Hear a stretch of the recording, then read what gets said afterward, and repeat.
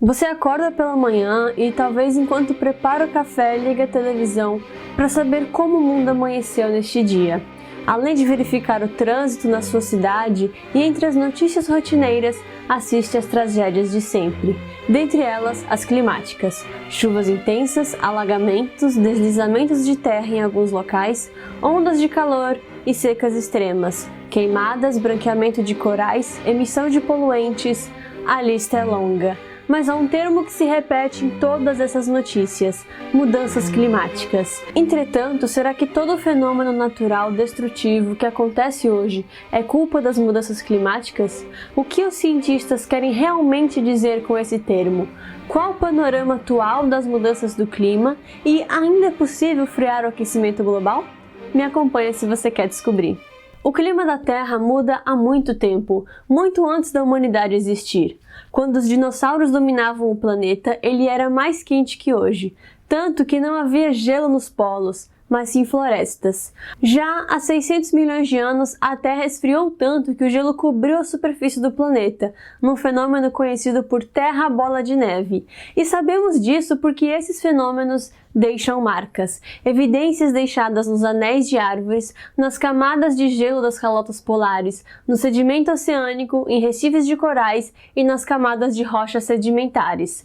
Um bom exemplo disso é o estudo com foraminíferos, organismos minúsculos que formam uma carapaça biomineralizada de calcita.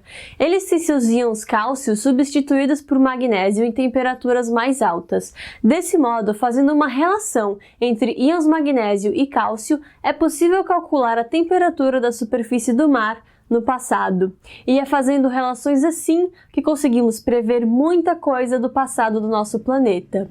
Mas nem sempre foi assim. Considerando a história da humanidade, estudos como esse são bem recentes. Na verdade, pensar que é possível acessar o passado é um pensamento atual. Entretanto, mais atual ainda é pensar em como o planeta, que é tão grande, pode sofrer mudanças tão significativas causadas por seres tão pequenos. E não foi fácil aceitar esse pensamento. Tudo começou com a descoberta feita pela cientista amadora e defensora dos direitos das mulheres, Eunice Foote, em 1856. Ela aprisionou gases dentro de um cilindro de vidro e observou seu comportamento quando expostos à luz solar. E o que ela descobriu foi que o dióxido de carbono e o vapor d'água absorvem mais calor que outros gases. E quanto maior a quantidade de CO2 no cilindro, maior era a temperatura dentro dele. E quando reduzia-se o CO2, o cilindro resfriava. Assim, ela concluiu que esse gás poderia dar à nossa Terra altas temperaturas, sendo a primeira pessoa a trazer o princípio básico do efeito estufa. Foote até conseguiu publicar o artigo, mas ele foi esquecido. 3 anos depois, o cientista John Tyndall publicou seus achados sobre o mesmo tema e se consagrou como cientista que provou o efeito estufa. Anos mais tarde, Guy Stewart Callendar, engenheiro e também cientista amador, coletou dados importantes de temperatura em todo o globo por volta dos anos 30, e o que ele descobriu foi impressionante. Ao comparar seus dados coletados com o histórico de medições de CO2, ele observou um padrão claro, que o planeta estava esquentando e que esse aquecimento era devido às emissões de dióxido de carbono. E em 1938 ele apresentou suas descobertas, porém elas não foram bem recebidas por outros cientistas.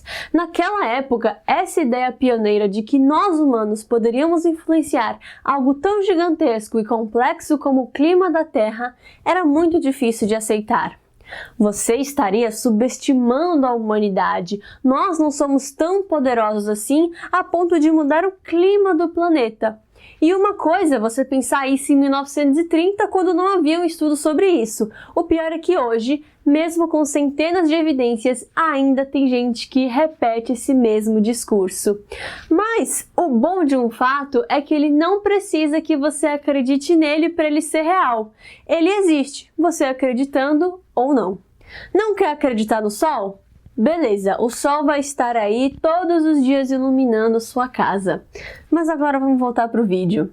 Medições de carbono já eram feitas há muito tempo, porém muitas vezes esses dados não eram confiáveis para produzir um diagnóstico correto. Precisava-se de um método para provar que os níveis de CO2 estavam subindo em todo o planeta. E o responsável por esse método foi Charles Keeling nos anos 50. Ele procurou um lugar no mundo que fosse o mais distante possível de indústrias e cidades. Então, ele foi parar no pico do vulcão Mauna Loa, no Havaí, um local a 3.400 metros de altitude, no meio do Pacífico e longe de qualquer fonte de emissão de poluentes, sendo o melhor ponto para representar a atmosfera do planeta. Os seus resultados, então, mudaram tudo. O gráfico de Keeling mostrou que a quantidade de CO2 varia ao longo das estações e que ela está crescendo ano após ano. E foi assim que ele deflagrou uma preocupação com o clima global que culminou na assinatura do Protocolo de Kyoto em 97. Foram 100 anos, desde a descoberta de Foote até comprovarem o aquecimento global, e mais 40 para isso se tornar uma preocupação internacional. Mas o clima da Terra sempre mudou. Por que agora isso seria culpa dos humanos? Uma das maneiras de reconstruir o clima passado é através do estudo de bolhas de ar presas no gelo. Essas bolhas retêm amostras da atmosfera da Terra em diferentes épocas.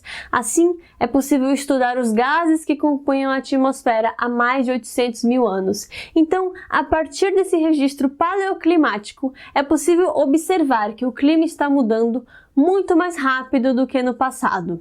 Conforme o planeta saiu das últimas eras glaciais, houve um aumento de 4 a 7 graus na temperatura em 5 mil anos. O problema é que no último século a temperatura média do planeta subiu 0,7 grau, o que é 10 vezes mais rápido do que a taxa de aquecimento médio após uma era glacial, e isso ainda pode aumentar.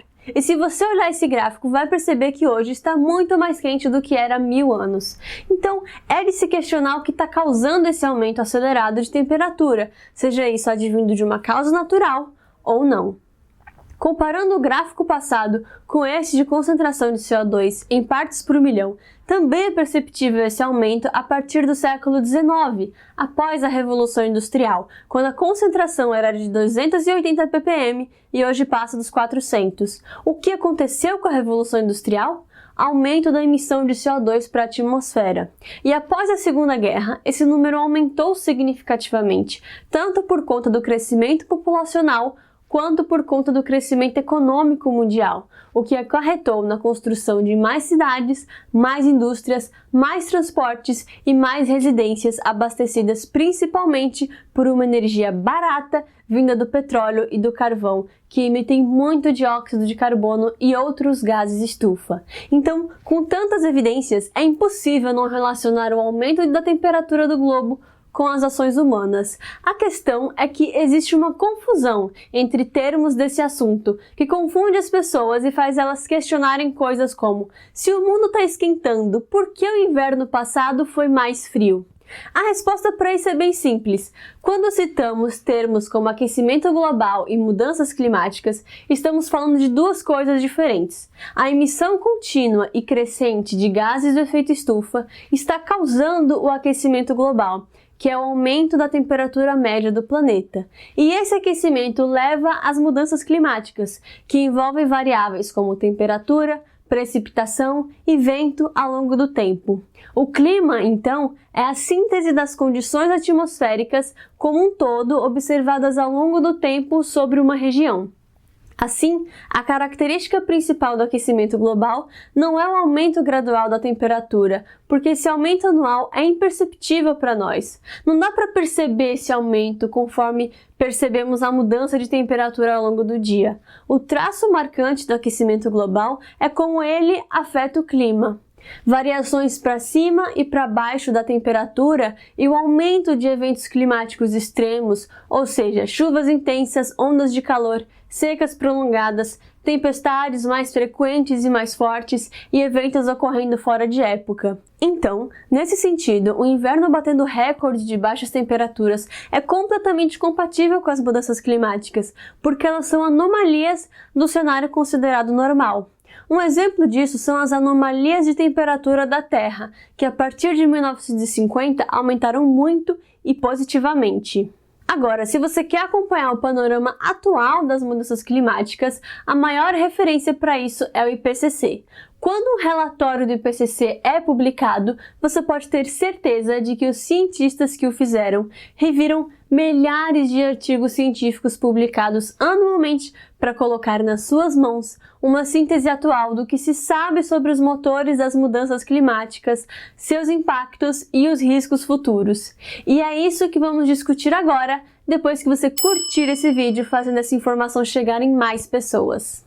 No que se refere à temperatura, a média global aumentou cerca de 1,1 grau em relação à média em 1850, século XIX. E segundo o IPCC, é extremamente provável que a maioria desse aumento está sendo causado pelas ações humanas. A temperatura da superfície da Terra está aumentando mais rápido desde 1970 do que em qualquer outro período de 50 anos nos últimos 2.000 anos. Segundo o Climate Central, os 10 anos mais quentes já registrados da história foram os últimos anos, e é bem provável que 2024 entre para o ranking. E junto com o aumento de temperatura, também crescem as emissões de gases do efeito estufa. Observações atuais mostram que estão ocorrendo mudanças na quantidade, na intensidade, na frequência e nos tipos de chuvas. Em alguns lugares, a precipitação é menor, como no Mar Mediterrâneo e no Saara. Em outros, tem aumentado. Além disso, observam-se mais eventos generalizados de precipitação intensa, como o que ocorreu no Rio Grande do Sul. E o aumento da temperatura não afeta só o continente, mas também os oceanos, que absorvem grande parte do calor que incide sobre a Terra. E a intensificação do efeito estufa tem feito esse ambiente absorver ainda mais calor. Se não fosse o oceano, a temperatura do planeta seria bem maior. E isso fica claro quando observamos o conteúdo de calor nos oceanos, que tem aumentado desde 1995, com as linhas em vermelho representando os primeiros 700 metros de profundidade e as linhas em tons de azul representando dos 700 aos 2.000 metros. A temperatura superficial dos oceanos tem aumentado desde 1970 e é bem provável que o principal causador disso seja influência humana.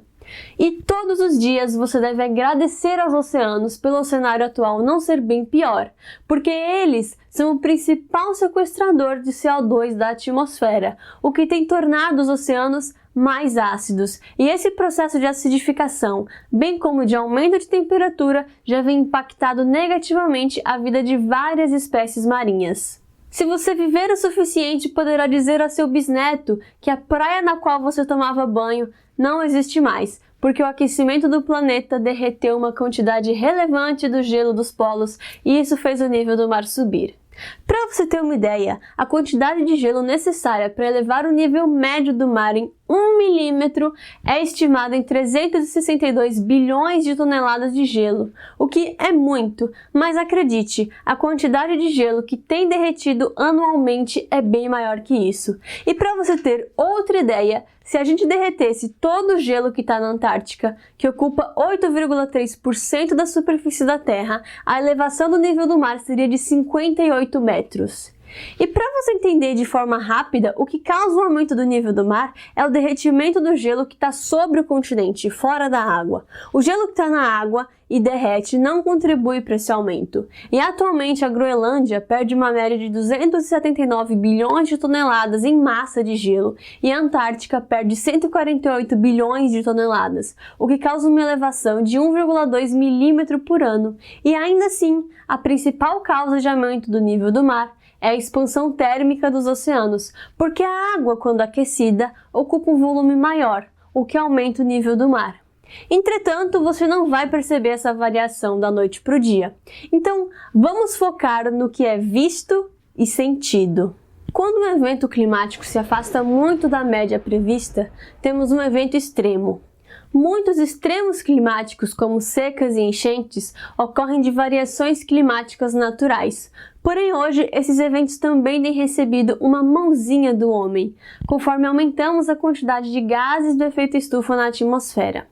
E isso é um fato. O número de eventos extremos tem aumentado nos últimos 50 anos e 90% deles são eventos meteorológicos e climáticos. E, obviamente, os mais impactados por esses eventos são os países mais pobres, onde não há infraestrutura adequada para lidar com eventos extremos. Segundo a Organização Meteorológica Mundial, entre 1970 e 2012 foram relatados 8.835 desastres climáticos, meteorológicos e hídricos. Somados, eles resultaram na perda de 1,9 milhão de vidas e prejuízos econômicos de 2,4 trilhões de dólares, sendo que a maior parte desses eventos aconteceu nas 2 últimas décadas e 79% dos eventos foram devidos ao clima, enchentes, tempestades, secas, ondas de calor e outros, sendo que as perdas econômicas desses desastres pesaram muito mais sobre os países pobres. E não se engane, a cada dia fica mais claro que o nosso país não está preparado para eventos desse tipo. Entretanto, todo evento climático que acontece na atualidade é causado pelas mudanças climáticas? Eventos extremos não são causados exclusivamente pelo aquecimento global, porém o que temos percebido é que as mudanças climáticas causadas por conta do aquecimento global têm tornado esses eventos mais frequentes, mais intensos, mais duradouros ou maiores em escala do que eles seriam se não fosse por isso. O aquecimento global foi o impulsionador de muitos eventos estudados e não um simples ator coadjuvante. E a ciência que estuda esses eventos pondera a influência do aquecimento global versus a variabilidade natural deles. E você pode conferir essas pesquisas no boletim publicado pela Sociedade Americana de Meteorologia. O link vai estar aqui na descrição e você vai saber qual foi a influência das mudanças climáticas em eventos que ocorreram nos anos passados. Em 2018, elas foram associadas a 73% dos eventos extremos. A resposta para a pergunta: é possível frear o aquecimento global?